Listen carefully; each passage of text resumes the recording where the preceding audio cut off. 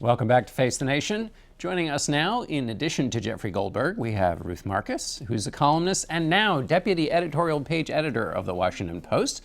Congratulations, Ruth, on your new role. Mark Leibovich is the chief national correspondent for the New York Times Magazine. Peggy Noonan is a columnist for the Wall Street Journal and a CBS News contributor. And Ron Brownstein is senior editor at The Atlantic. Okay, Ruth, I'm starting with you. This was, we're going to start with emails, a very tough Inspector General report coming out of the State Department for Hillary Clinton. She went around the rules. When her staffers were asked about her private server system, they were told, do not ask about it again. What did you make of her and her campaign's response to that report? Less than helpful to her and her campaign. The campaign would like this report to be understood as old news, yesterday's news, nothing new here, let's move along. It is less than devastating, but it is also less than helpful. It's both a reminder to people of the doubts, the pre-existing doubts that they already have about Hillary Clinton. She's not trustworthy. She doesn't think that the regular rules apply to her. And it adds some new information along those lines about the degree to which she never checked with anybody about what this was, and about if she had bothered to check, she would have been told no, this report says. That's what's the most troubling, and I thought, in this report. I mean, kind of the insularity and the arrogance. Not so much the specifics of the emails, but about the kind of leadership style and what it says about how you might be as president. I did a panel a couple of years ago when Jim Baker and George Mitchell were winning the Lifetime Achievement Award from the National Academy of Public Administration, and they each said the same thing. The toughest thing was to find someone who could tell a president they were wrong. And what was I thought most apparent in this report was that there was no one around her who was willing to tell her that she was wrong. And when people tried to raise questions, they were told to be quiet. Those are ominous traits for a president. Secretary Bob Gates said the exact same thing recently in an interview with him that we did. And then we asked Hillary Clinton about, didn't somebody tell you that this was wrong? And she said, well, no, because it was allowed. This report obviously said it wasn't allowed. No, it wasn't business as usual. It was not approved. And when two professionals in state went to Hillary's people and did say, you know, we're concerned about this hacking, this isn't as it should be, they were literally told, don't come to us and say this again. That is terrible for a future president. There's one good thing. Inspector generals or inspectors general in Washington, D.C. consistently do good work. Nobody had gotten it at all near the bottom of this story. I think State's IG did a good job. I think, I'm sorry, go ahead. I would just say that Donald Trump, instead of, I mean, I think this was a great week for Donald Trump to not say anything. And of course, so much oxygen was taken by Donald Trump bringing up Vince Foster and what he said about the Mexican judge in San Diego the other day. I mean, this is a lot of oxygen being devoted to an issue that, you know, frankly, could have been spent talking about Hillary Clinton. Well, we'll get to Donald Trump and some of the exciting things that he said. But Jeffrey, let me ask you about this. We've been talking about the past and what this report says about the way Hillary Clinton behaved in the past. But I was talking to Democrats who have her interests so much at heart. They are on her team. And they are pulling their hair out at how badly this was handled in response to this. That when the email story first came out, somebody from her campaign said, well, she had behaved in the spirit and letter of the law. That is both not true. But in this week, in response to this, the people I've talked to have been shocked at how poorly it's been handled. Yeah, I mean, the whole Democratic establishment, to borrow a term from Bernie Sanders, the whole Democratic establishment sort of feels like it's on a Bataan death march to the nomination. Obviously because of Bernie, because of a lot of other things, but this has just made them think to themselves that they don't have this in hand. They don't, and the issue, I was talking to someone this week who said that the issue is that they don't understand how they're perceived. To go back to this point that Ron and Peggy were making, they don't understand how it's being interpreted. Nobody inside is telling them, guys, she has a credibility problem. She has an honesty problem. You have to grab this by the horns, or else this summer is going to be a very, very long and possibly, to use your word, devastating summer for her. So there's still a kind of discord or dissonance between what the establishment is thinking about this handling and the way they're doing it. Well, Hillary Clinton doesn't help herself when she argues when the email story first came out and after this IG report, that she has done nothing. She has done nothing different than any other previous Secretary of State, you know, stretching back apparently to Thomas Jefferson. Right. He had terrible emails. Which is actually just not accurate. and B, that she has been as even more forthcoming than anybody else because, look, she voluntarily gave over these things. That's just not accurate, and it's not convincing. And she didn't talk to this Inspector General. And she didn't talk to this Inspector General, which leads me to my next point, which is this is a tremor compared to the earthquake that I don't think is coming, but that could come in terms of the FBI, Justice Department investigation into not the handling of the emails, but whether there was misuse of classified information. Ron, let me ask you, we talked to Bernie Sanders, and he said, well, this is, of course, something that superdelegates will be thinking about. If they're thinking about it at all, assess for us whether you think Bernie Sanders' approach here, which is basically to try and convince these superdelegates, whether he has a chance in making that case and using this new information and the FBI investigation Ruth talked about in his case. Well, I think there's something of an illusion at this point in the Democratic race, and if you look toward the general election polling, where Hillary Clinton is in the arena, is in the crosshairs, and her weaknesses are all out there for the public. I think Sanders polling better, which is the core of his argument to the superdelegates, I poll better, that is really an untested proposition, because I don't think no one has really spent any money yet publicizing the vulnerabilities that Bernie Sanders would bring to a general election. In particular, by their own count, by objective estimates, his agenda would increase federal spending by $1.6 trillion, 40% overnight, to the highest level as a share of the GDP since World War II, with taxes commensurate to do that. After $1 billion is spent on television, Ohio and Florida and the suburbs of Denver, telling people that his general election numbers might look a lot different than they do now. Not to say that he would necessarily be less competitive than Hillary Clinton, although I think in the end he would be, but certainly he'd be less competitive than it appears now. And the fact is, I think superdelegates are doing what they were designed to do. They were created precisely after the McGovern and Carter experiences because the party wanted more of a handle on producing a nominee that they thought could win and could govern. And the fact is that at least the leadership of the Democratic Party don't think that Sanders passes either of those tests as much as Clinton. Peggy, what do you think? The Bernie Sanders sticking around hurts Hillary Clinton how much when Donald Trump is out there as the Republican nominee for Democrats to rally around? Well, I guess it hurts Mrs. Clinton's standing, or the perception of her, that she is Hillary Clinton, this behemoth with this organization, with this money, with everything, and she can't put this guy away. That is a challenge to her. That tells everybody vulnerability. But I still think the big story that we're talking about here in the email thing is very, very simple. Americans don't really trust Mrs. Clinton to be forthcoming and truthful. That's all in the polls. I forget what words they are, but you know what I mean. When you look at the tape of Mrs. Clinton saying things about the emails that have been shown to not have been true in the IG thing, she has been, I hate to say lie, but she has lied coolly, in a creamy, practiced way. It doesn't look good. I would just Go ahead. I would just add to that in the hierarchy of worries, I would definitely put Bernie Sanders as lower down than the FBI. I don't. Yeah, I think so it's, would I. Anyway. I think it's. I think Ruth is right. There's a slim chance that this becomes a huge legal problem, but it's looming out there. It's already a huge political problem. It's a huge political problem, but legal problems are another thing entirely. But bouncing off of Peggy's point, Mark, what the Clinton people would say and Democrats would say is, wait a minute, this campaign is not happening in a vacuum. The challenge here with the IG report is it's Hillary Clinton versus the Inspector General. They would like it to be Hillary Clinton versus Donald Trump. Donald Trump also has very high negative numbers in terms of honesty and trustworthiness. Yes, I would say two things about that. I mean, I think Peggy's point that it was not business as usual compared to past secretaries of state is apt, but I think voters see this as business as usual in the Clinton world. This is a classic Clinton MO, the arc of revelations, sort of dissembling, spinning in a very professional way, and really not convincing anyone. It confirms everything we've been talking about Hillary Clinton. On the other hand, I think, look, I mean, the Clinton people would say, I think with some justification, that there's a complete double standard and honesty between Hillary Clinton and Donald Trump. I mean, I think if you were to look week to week at what Donald Trump says and what Hillary Clinton says or doesn't say, and part of this is just the visibility he takes on,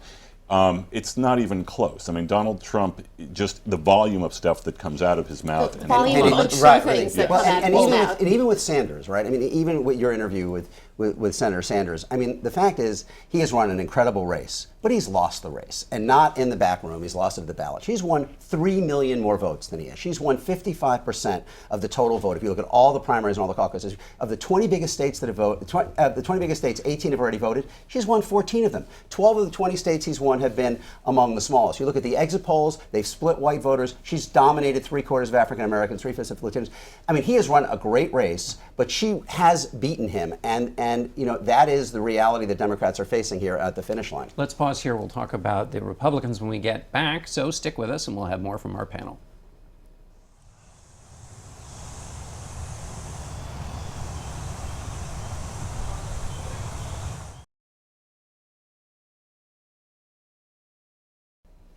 And we're back with our panel. Ruth, let's talk about the Republicans a little bit.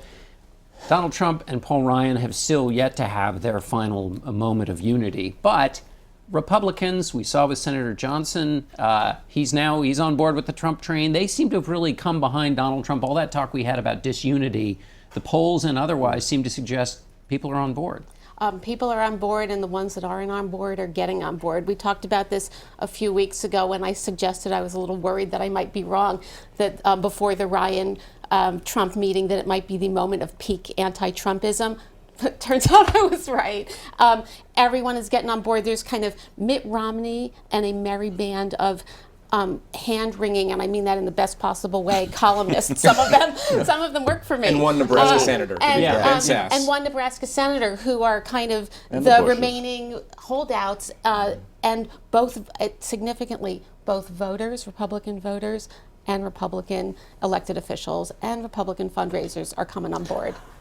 I have something very quick to say. It starts with the words party platforms, which is the most boring thing in the world you could possibly say on a talk show, and I'm about to prove that. But on the Republican side, you have Donald Trump saying essentially he doesn't care really about his party platform, but his big issues are at odds with longtime Republican orthodoxy, let's say. On the Democratic side, it fascinates me, Bernie Sanders people, he has picked some people to write the platform who are left-wing activists in a way that I think is unusual, and I think there will be a struggle there, and I wonder if it'll have implications for the Democrats. Another fun summer. I think it's part of the story of Philadelphia. We're talking about unity in the Republican Party, but then Donald Trump goes out and talks about the governor of New Mexico, Susana Martinez, and is critical of her. What do you make of that? Yeah, I mean, one of the big buzzwords a few weeks ago was pivot. When will Donald Trump pivot? I think he's showing over and over again that he's either incapable or has no desire to do that. But I also think that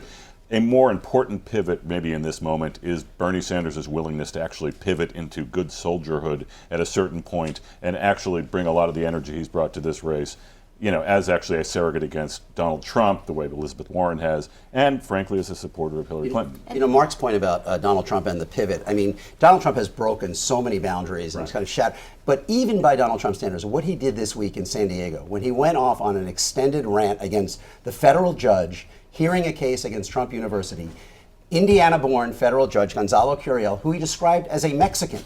Okay, I mean, that is a striking use of language. I think it is comparable to what he did when he did not denounce David Duke the Sunday before Super Tuesday on CNN. I mean, it is. I mean, this isn't. I mean, we're well beyond dog whistling. Yeah, we're well beyond dog whistling, and it's I think a human that. I mean, I think it is a very legitimate question to Donald Trump. Why is the ethnicity of this judge, who was born in Indiana, graduate of Indiana University, why is that relevant? And why is a presidential candidate attacking by name a judge hearing a case against him? You know why it's relevant to Donald Trump? Because when he did that, people cheered. That's why it's relevant. It works. And here's Donald Trump's version of a pivot.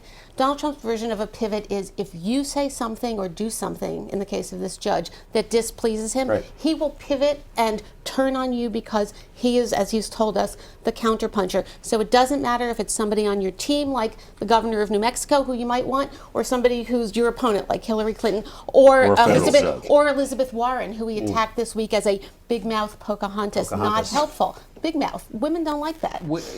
Peggy, if I'm a Republican running a race and I see this, it's unprecedented and quite unpredictable for Donald Trump to have gone after Susana Martinez. I mean, in other words, in a unity moment, to pick a popular rising star in the party and go after them.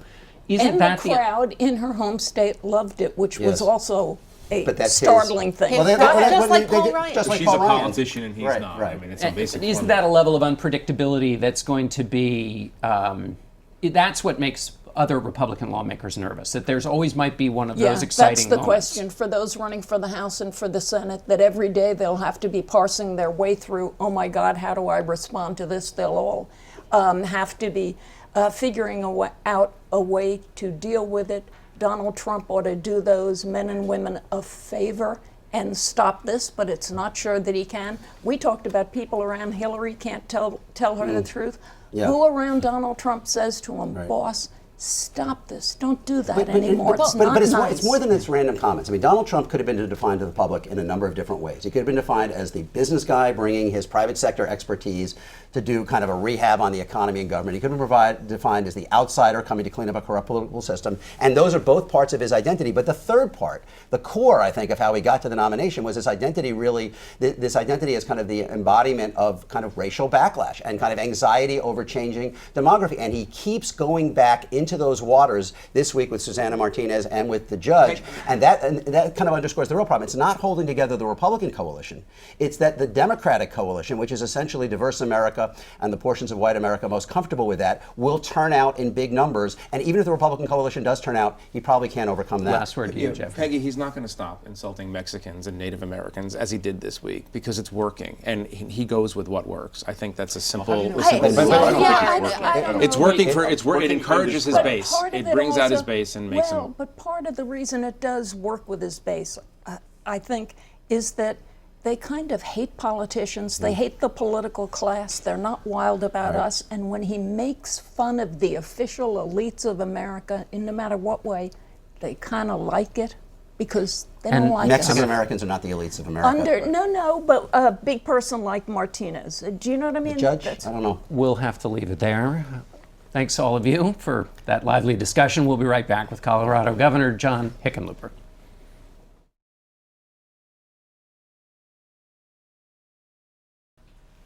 Joining us now from Denver is Colorado Governor John Hickenlooper, the author of The Opposite of Woe, My Life in Beer and Politics. Governor, you say your book is a call to action for nerds, but it's also very candid. Don't you know you're in politics? You're not supposed to be candid. Well, but one of the reasons I wrote it was, I got into politics because I wanted people to believe in government, believe in elected officials. And I thought if you're going to write this book, put in warts and all, right? Be authentic. And I think hopefully that helps people believe in elected officials a little bit. If people are pretty cynical about public service, about getting involved, make your pitch. Make the pitch to people who watch a lot of our politics and think it's just bickering. Why should they get involved in a system that looks so unappealing? Well, and again, there's some unappealing aspects of public life, but you get to work with the smartest people, you get to take on the most challenging issues, and you begin to, if you work hard enough, you can make an impact. You can begin to find solutions and create results. And that's some of the best part in life is to have work that's real and work with wonderful, talented people. When you are known, among other things, for having not run negative ads in your campaigns. We are facing a presidential election in which it's not that the ads are not only going to be negative, but it's on Twitter, it's in the comments. What is your guidance and advice for the national campaign that's likely to have so much negativity as a part of it? Well, I think you have to push back against it as hard as you can. The example I always use in business, companies that are arch rivals, right? They hate each other, right? Coca-Cola and Pepsi. Coke doesn't do attack ads against Pepsi because they'd work. Pepsi's sales would go down. Pepsi would have no choice but to counterattack Coke. Coke would counterattack Pepsi. You depress sales in the entire product category of soft drinks. What we're doing is we're depressing the product category of democracy, and especially young people are just tuning out. We do that at our own peril. We let that happen at our own risk. When you are a superdelegate, we talked to Bernie Sanders earlier in the show, and he said that superdelegates from states that he won should just go along with him. So he won Colorado. Are you going to take his advice and vote for Bernie Sanders when it comes convention time?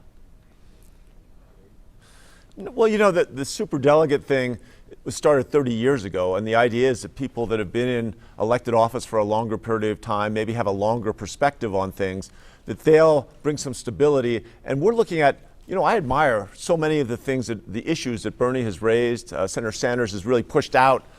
You know, why is it that we're not retraining people more rapidly for the new economy? Why is it that kids are having such large debt when they finish college? But I think that Hillary is more likely to, in an incremental, kind of hard, problem-solving approach, is going to get results sooner, I think, than him. And I think that's where I should support who I think is really going to do the best job. He's arguing that the latest revelations about her private email server are something that superdelegates should take in mind. In other words, another shoe might drop and she wouldn't be in as good a position in the general election as he would be. What's your response to that argument? Well, I don't think there's another shoe that's going to drop. I think they've parsed this about as much as they can. I mean, she was trying to protect family and friends from the unwanted scrutiny. She said she made a mistake, right? Let's move on. I think she's probably the most prepared person to run for high political office in this country in several decades. And some people say, and I'm not, you'd have to look at it, if she was a man, all this stuff wouldn't be the same at the same level. That there's an awful lot of criticism being used. I mean, literally millions of dollars of criticism against her every week over things that really aren't that, against a man wouldn't be brought up like that. But But the Inspector General's report doesn't have anything to do with gender, does it? No, it certainly doesn't. But it points out that, previous secretaries of state had done roughly the same, had used their own servers, like Colin Powell, and no one had come out officially at the time and said, that this is a bad precedent. And again, she's admitted she made a mistake. I mean, I don't understand it's not like the end of the world. Again, I understand it's been made a big deal because people have spent millions of dollars trying to blow it into this incredible flame. But compare it to Donald Trump, where he changes what he says every single day. He never says he's made a mistake, right? I mean, whose judgment do you want to rely on? Colorado is a purple state. It's going to be a big battleground in the general election. What's your sense of the role of the Hispanic population there, 20% in the state, the role it'll play? I think it'll play a huge role. And again, I think every day that goes by and Don Trump says something more that alienates large segments of the American people, I think he will pay a heavy price here. I mean, we knew he was kind of a blowhard. I'm sorry, Governor, we're going to have to cut you off there. Thanks so much for being with us. We'll be right back.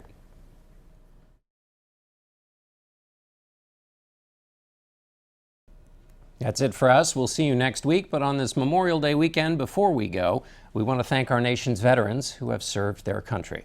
We are very grateful.